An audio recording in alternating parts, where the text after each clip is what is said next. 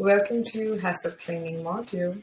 And this module is mandatory for all the HACCP team members and highly recommended for all the professionals who work in food industry. The objective of this training is to provide you with necessary knowledge and information about HACCP. In addition to that, this also provides you with knowledge, confidence, and skills required to drive implementation of HACCP in your organization. And I believe this training will increase your credibility as a professional in the food industry. We will be talking about HACCP throughout the presentation, so it's important to know what HACCP stands for. It's called Hazard Analysis Critical Control Point. HACCP is important for any food business because it helps to prevent foodborne illness, and not just that, it reduces recalls and import alerts, which in turn allows the company to save a lot of money from product destruction, hefty fines, etc., etc. And most importantly, it gains customer confidence and driving potential business opportunities to the company. And to further prove this point, I would like to throw in some numbers and infographics. World Health Organization estimated that every single year worldwide, unsafe food causes 600 million cases of foodborne diseases and 420,000 deaths every year, and 125,000 children under 5 die each year. And based on another report of global public health burden of infection, it was observed that though we have more than 250 different food hazards that cause various health issues such as acute or long-term illness or even death, people often get sick from one or another of 31 pathogens causing foodborne outbreaks. And 1 in 10 people fall ill after eating contaminated foods worldwide. And the take-home message from these numbers are foodborne diseases are preventable, and we being in this global food supply chain has a critical role in taking responsibility to ensure safe food to our customers and committed to build strong and resilient food safety system to maintain the safety and integrity of the product in the supply chain for which we are responsible. Now let's learn about HACCP in detail, like how it started and what are the steps involved and what are the principles, so and so. HACCP was first developed in late 1960s jointly by Pillsbury Company, the National Aeronautics and Space Administration, NASA, and the U.S. Army Laboratories, and they collaborated together to build a quality system to ensure food safety for the space program. And in 1974, FDA incorporated HACCP in regulations due to the outbreak of Clostridium botulinum in canned foods. And in 1993, Codex Committee on Food Hygiene recognized HACCP as the global standard for food safety, and the first HACCP guidelines was published by Codex Alimentarius Commission, the joint body of FAO, Food and Agriculture Organization, and WHO, World Health Organization. And from then, HACCP principles have been promoted and incorporated into food safety legislation in many countries around the world. And the Codex HACCP is widely accepted as an essential tool for managing food safety, especially when combined with an auditable management system like BRC, SQF, FSSC 22000, etc. HACCP has a number of advantages for the management of food safety. Firstly, it is globally recognized system and it is science-based and systematic, which allows for specific identification of food safety hazards. And the most important concept underlying HACCP is that it employs the principle of risk assessment, allowing prevention to be based on control program rather than inspection and testing, which saves a lot of time and money. You can think HACCP system is mostly for manufacturers, but it applies to the entire food supply chain, right from primary producers until it gets to the consumer plate. And practically, food hazards can happen at any point in time in the food supply chain from farm to fork.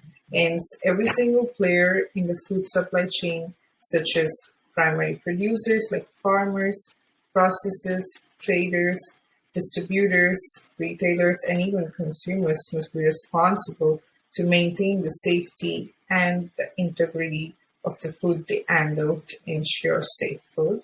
And to make a point, in recent years, changes in the global legal framework, for example, FISMA, have led to a dramatic increase in the need for developed and developing nations to install HACCP programs and HACCP system to conduct and facilitate international trade. Now let's talk about the principles and steps involved in developing HACCP plan. HACCP principles are defined by Codex and it consists of 7 principles. First, you start with conducting hazard analysis for your process steps. And then you identify critical control points for the significant hazards, followed by establishing critical limits for each identified CCPs. And then you develop monitoring procedures to monitor any loss of control from the critical limits set for each CCP, which is critical control point. And the next step is to establish corrective actions taken when the result of monitoring at the CCP indicate loss of control. And the next step is to develop a verification procedures to evaluate the effectiveness and compliance of the HACCP plan. And the last step is to establish record-keeping procedures in order to demonstrate the adherence of the HACCP system within the HACCP plan. And each principle here is designed to develop the level of understanding of the hazards, their identification, and implementation of the controls. And one of the major observations is that all the food industries, retailers, and regulatory agencies have all adopted these principles and made the requirement of HACCP as part of the schemes recognized by GFSI. And we will be looking at each principles in detail with an example for better understanding. And prior applying these principles to develop HACCP plan for specific product or process, we must follow 5 primary steps. The first step is build your HACCP team. Here you need to put together a team of individuals with the necessary skills, knowledge, and experience to develop an effective HACCP plan. And the nature of the team should be multidisciplinary. For example, in an ideal situation, the HACCP team will represent a member from top management, quality, purchase, sales, logistics, maintenance, production, etc. And depending on the size of the industry, the complexity of the team member varies. And one of the initial tasks of the HACCP team is to clearly define the scope of the HACCP plan, including the product or process to be assessed, and freezing the segments of the food chain that we are responsible, and identify general classes of hazards based on the product and the industry you're involved. And the second step is to describe the products. In order to identify all the factors which can impact on the safety of the product under study, HACCP team must first clearly describe the product, including its composition, physical chemical parameters like water activity, pH, or optimal packaging formula, or durability and storage conditions, and method of distribution. And once you're done with the step, the next step is to describe the intended use and customers. So here, this step is important since the same hazard may impact differently on different groups of population.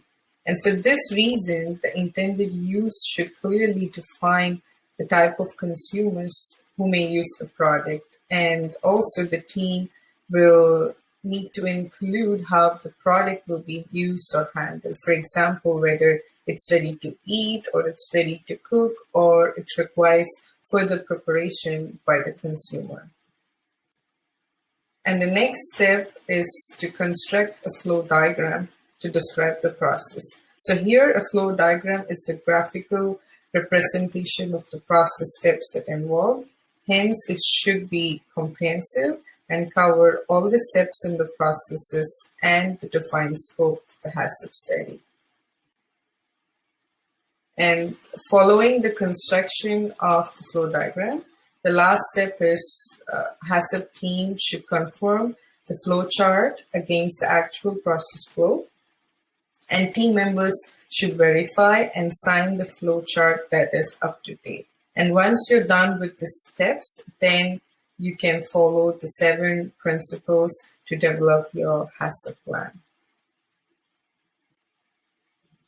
And this is a typical example of a completed product description form for frozen blueberries, where you can see the scope is clearly defined, where it starts from sourcing, processing, storage, transportation, and delivery. And you can also see a short summary of the process and the relevant product characteristics, which is storage temperature, pH, Brix for this product type. And you can also see the type of packaging used, the shelf life is mentioned, and the product to be sold, whether it is only domestic or it involves international, wholesale, or retail markets, etc. And even the labeling instruction is clearly defined in order to avoid any non-compliances with respect to labeling standards. And the intended use is clearly defined here as well, where you can see this product is sold for further processing or repacking or used as an ingredient in baking or consumed frozen by the consumers. If the product is thawed, it has to be consumed immediately or to be refrigerated at 4 degrees Celsius for 72 hours max to avoid any proliferation of microorganisms.